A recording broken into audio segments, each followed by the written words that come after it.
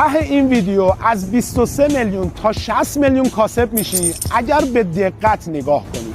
این ماشینی که پشت سر منه یه ولوو افهاش 500 یورو 6 که این 4 مدل روغن رو راننده ها دارن داخل این ماشین میریزن. قیمت امروز این روغنا ایرانول لیتری 95 تومن، بهران 110 تومن، پونته 200,000 تومن و دی اس تی 280,000 تومنه. این روغن بین 8 تا 10,000 تا، این بین 10 تا 12,000 تا، این یکی بین 18 تا 20,000 تا و این روغن دی اس تی 30,000 کیلومتر کارکرد داره. نکته جالبتر اینه که شما با هر بار تعویض روغن باید یک دست فیلتر عوض بکنید که حدود 8 میلیون تومان برای شما هزینه داره. اگر به فرض مثال این ولوو افهاشی که پشت سر من هستش در سال 100,000 کیلومتر راه بره، شما باید روغن ایرانول رو با فیلترها رو 12 بار عوض بکنید و 150 میلیون هزینه روغن ایرانولتون میشه. روغن بهران 10 بار باید بری و 124 میلیون تومان باید هزینه کنید با فیلتر.